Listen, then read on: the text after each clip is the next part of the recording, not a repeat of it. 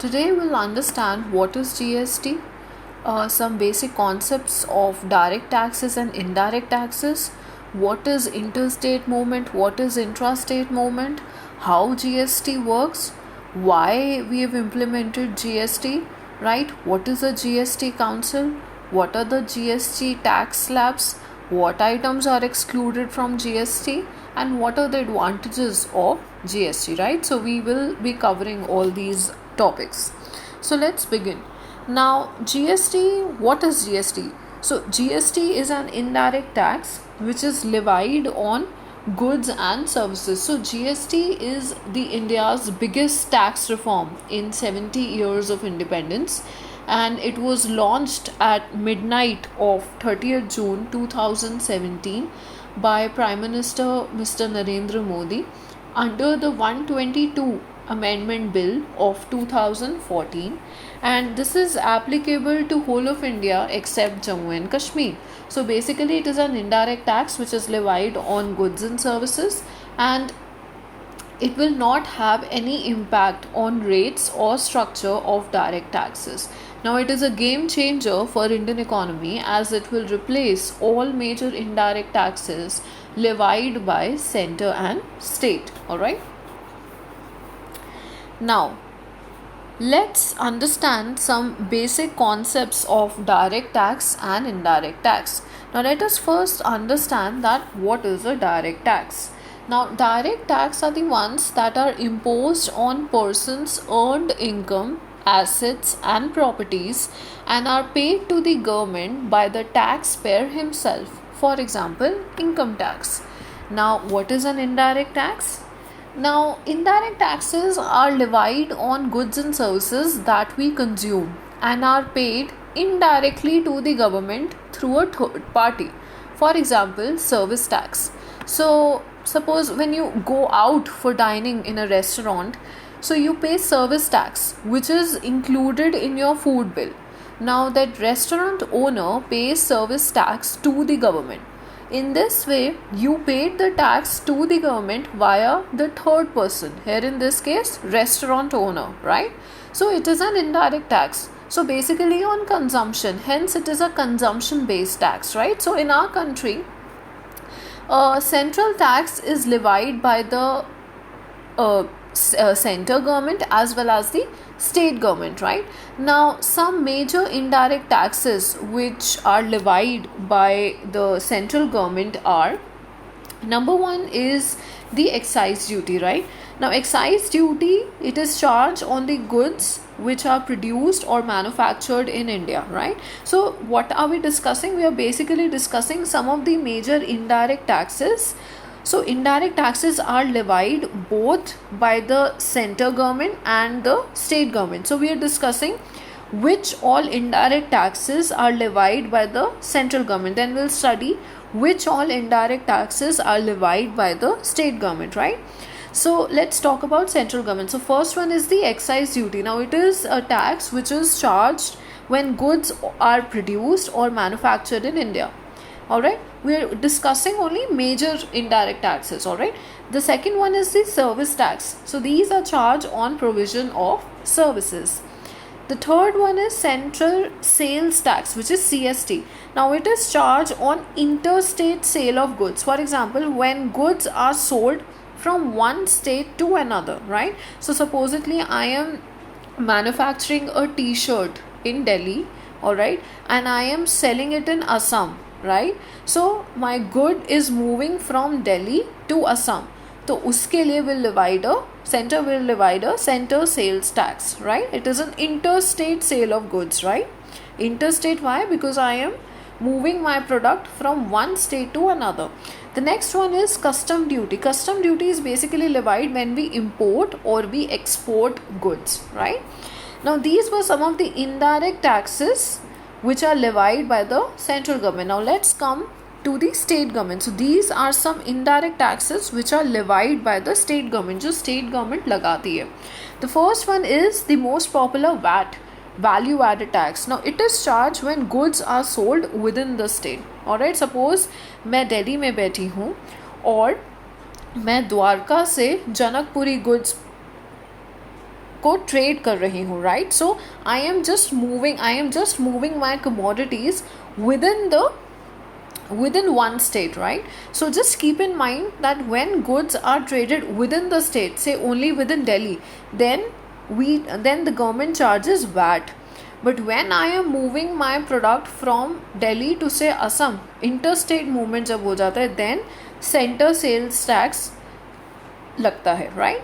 Now the next one is the entertainment tax. Now it is imposed on various forms of entertainment, for example on movie tickets. The next one is luxury tax. It is imposed on luxury hotel rooms, right? And the next one is octroi. Octroi is also known as entry tax. So some state government levies octroi when goods enter the state. जैसे ही कोई good किसी state में enter करती है, उसकी border को cross करती है, तब उसको एक एंट्री टैक्स देना पड़ता है. उस स्टेट में एंटर करने के लिए भी आपको एक टैक्स देना पड़ता है जिसका नाम होता है octroi, right. Now let us understand that how GST works, right? So under GST there are three types of taxes. The first one is the central GST. Now all central level indirect taxes except custom duty will be replaced by GST, right? The state GST, where all state level indirect taxes will be replaced by SGST. And then there is the third one, which is integrated GST, IGST. It will be levied by the central government on interstate movement of goods and services. So what we have actually done is, if I go back and see, the point here is that all these indirect taxes which were levied by the central government, excise duty, service tax, CST, except custom duty. So all these three taxes and many of the more taxes, we are just focusing on the major ones. This will come under CGST. Now this will be subsumed in CGST. इतने सारे taxes नहीं लगेंगे, उसकी जगह एक ही tax लगेगा, which is CGST, Central Sales Tax. Similarly, इन सारे taxes को remove करके सिर्फ और सिर्फ एक ही tax लगेगा, which is SGST. Alright, तो हमने तीन types of tax लगाए under GST. So one is CGST, the second one is SGST, and the third one is integrated GST. Integrated GST तब लगेगा जब interstate movement of goods and services होगा, right? So who is going to collect the tax revenue? So in case of intra-state transactions, seller collects both CGST and SGST from the buyer. Now first let us understand the meaning of intra-state movement and interstate movement. Intra-state movement तब होता है जब हम एक ही state में आपस में trading कर रहे हैं. मतलब मैं किसी और स्टेट में नहीं जा रही, अपनी स्टेट में एक गुड को मैन्युफैक्चर कर रही हूँ और दूसरी जगह बेच रही हूँ, बट अपनी स्टेट में हूँ, दिल्ली में ही हूँ. इंटरस्टेट नाम से ही पता चल रहा है जब मैं यहाँ गुड्स मैन्युफैक्चर कर रही हूँ और कहीं किसी और स्टेट में बेच रही हूँ, right. For example in Assam, right. So intra मतलब एक ही स्टेट में, इंटर मतलब दूसरी स्टेट में, right. So the point is that in case of intra-state transaction, a seller collects both CGST and SGST from the buyer. Alright, तो अगर मैं किसी दिल्ली में एक जगह पे बैठी हूँ और मैं किसी और को दिल्ली में ही कोई प्रोडक्ट बेच रही हूँ या बेच रही हूँ, तो उस बायर को मुझे CGST भी देना पड़ेगा और SGST भी देना पड़ेगा, राइट. नाउ जो CGST होगा वो सेंट्रल गवर्नमेंट के पास चला जाएगा और जो SGST है वो स्टेट गवर्नमेंट के पास चला जाएगा, right. So in case of intra state transactions, seller collects both CGST and SGST from the buyer. CGST goes to the central government and SGST goes to the state government. ये तो होगी intra state transactions की बात. अब inter state transactions में क्या होगा? So while in case of inter state transactions, IGST will be levied for inter state transactions of goods and services. So जब भी इंटर स्टेट मूवमेंट होगी तो IGST लगेगा, जब विद इन स्टेट में कोई मूवमेंट होगी तो दोनों लगेगा, CGST भी लगेगा और SGST भी लगेगा. और CGST जाएगा सेंटर गवर्नमेंट को और SGST जाएगा स्टेट गवर्नमेंट को, राइट। लेकिन अगर मैं अगर मैं दिल्ली से असम में कोई प्रोडक्ट बेच रही हूँ तो IGST लगेगा, which is integrated GST, and integrated GST would be levied and collected by the center, right? Now let's proceed. Let's understand that what was the need for imposing GST in India, right? So the most important thing is that the aim of GST was to replace several indirect taxes into a single tax to ease the process of taxation in India. अभी हमने पहली slides में देखा कितनी सारी indirect taxes थी, centre ने इतनी सारी इनडायरेक्ट टैक्सेस लगा रखी थी, स्टेट ने इतनी सारी इनडायरेक्ट टैक्सेस लगा रखी थी। तो इन इतने सारे टैक्सेस को कंबाइन करके हमने एक टैक्स को रखा so that the process of taxation थोड़ा आसान हो जाए इंडिया में, right. Now I want to explain this with the help of an example that suppose I want to start a business in New Delhi, right, for which I want raw materials from Beijing in China. Now, while importing my raw material, it will first pass through the port and then from there it will travel to the manufacturing sector at New Delhi via road passing through various states. So, I will have to pay first custom duty along with the shipping charges, right? Then I would have to pay various center and state government taxes like central excise duty, VAT, octroi, etc. Not only this, I would have to pay tax on tax, right? So before I just go on, let us just understand two terms first, which we've already discussed. The first one is intra-state movement, when goods are traded in a particular state. Say when I'm talking only about Mumbai, or when I'm talking about only Delhi, right? When I'm trading only in one particular state, right?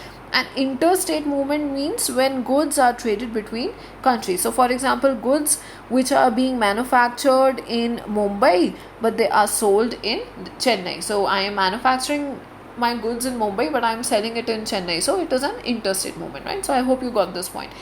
Now let's just explain you then why we needed GST and what is this tax on tax stuff. So suppose, listen to me carefully, that suppose a seller in Mumbai sells its product to a buyer in Nagpur, alright. So mind you, here both the seller and the buyer is in one state only, that is Maharashtra. So there is a intra-state movement, right?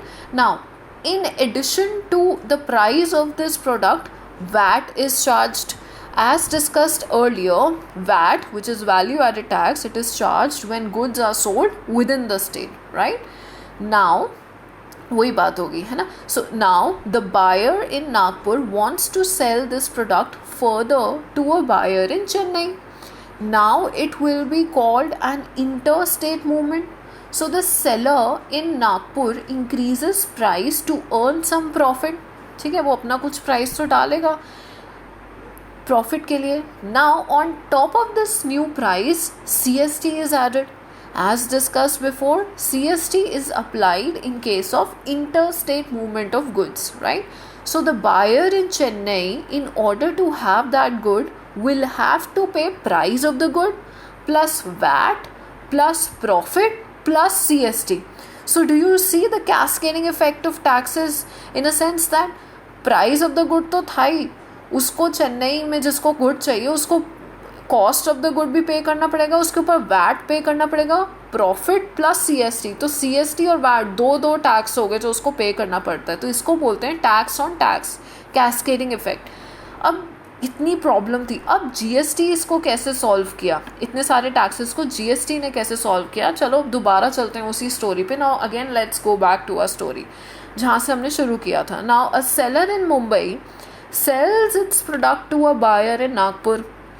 Now, in addition to the price of this product, CGST and SGST will be charged. जैसे मैंने बोला कि जब भी intra state movement होएगी तो दो tax लगेंगे GST सिस्टम के अंडर, CGST और SGST, और जब इंटर स्टेट होगा तो IGST लगेगा. ठीक है.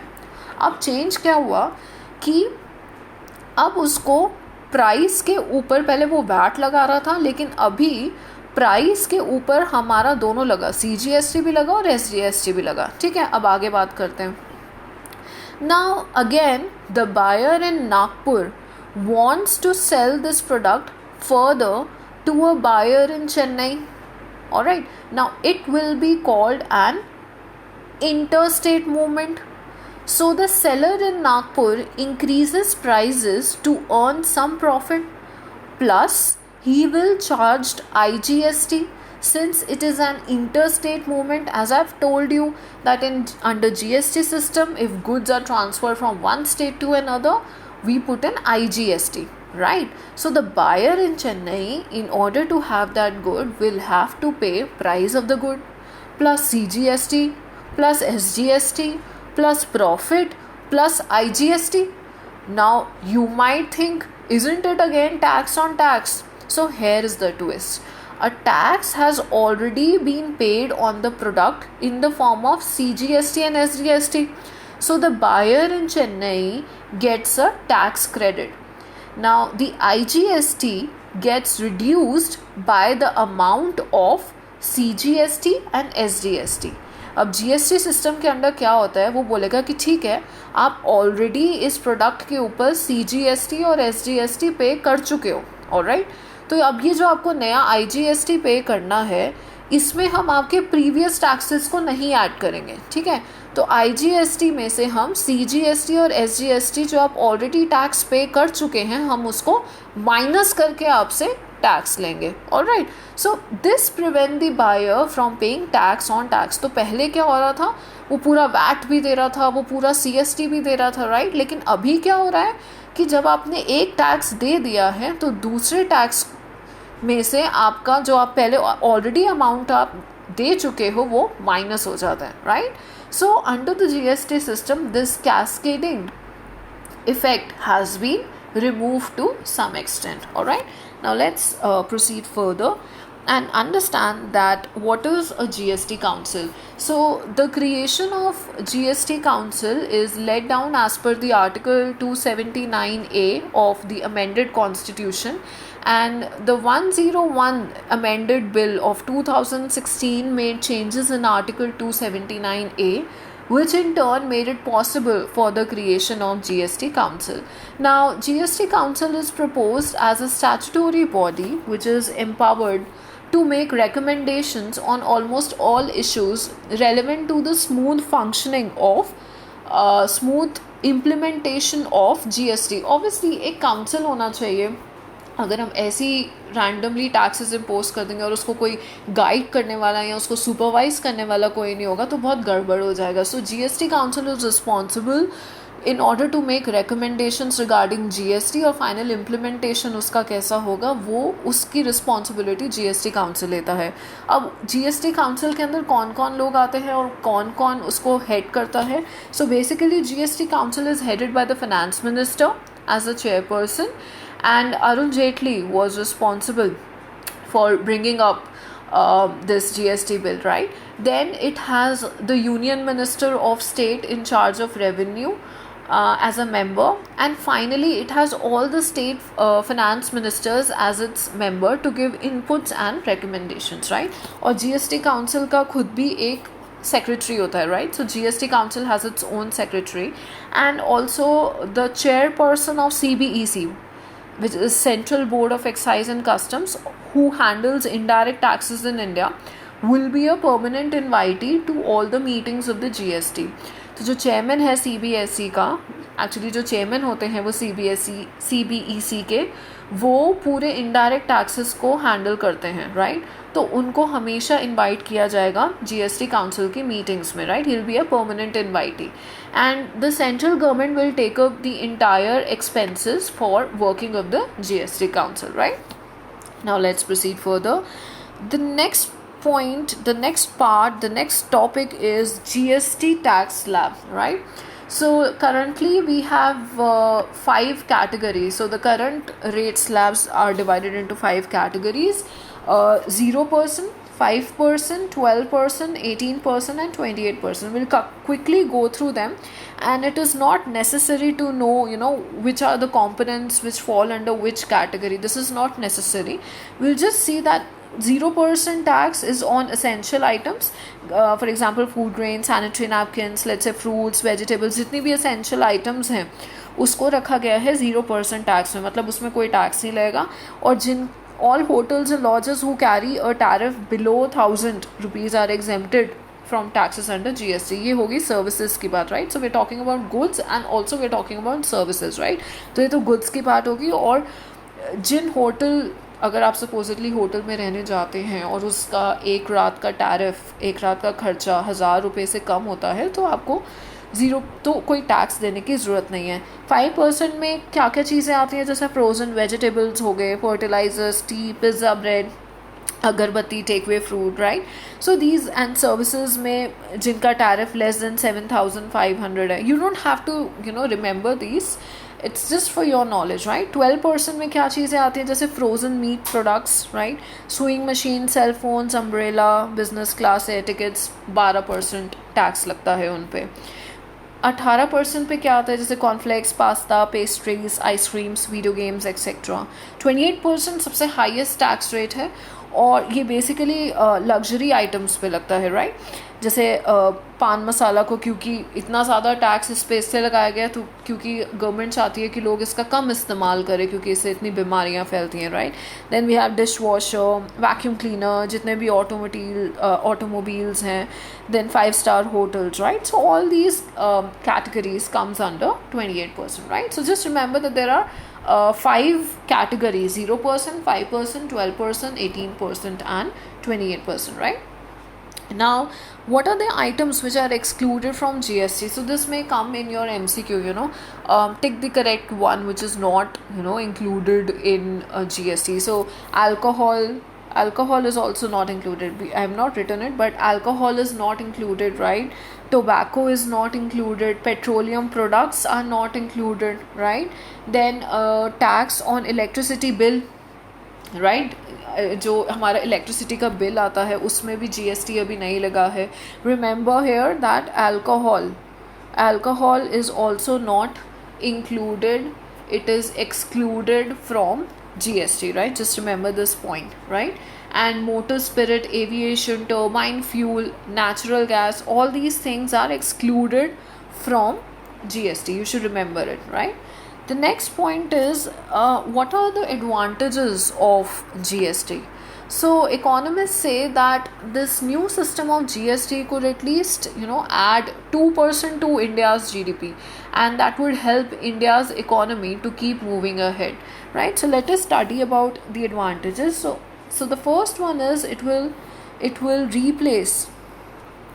replace all major indirect taxes. ये तो हमको पता ही है. So it will replace all major indirect taxes which are imposed by both state and center.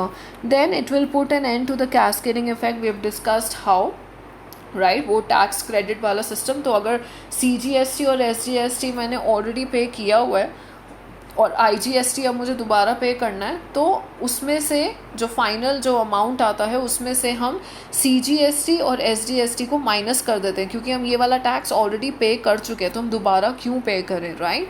तो इसको बोलते हैं tax credit. So it will put an end to the cascading effect of taxes. So by cascading effect we mean tax on tax or double taxation, right?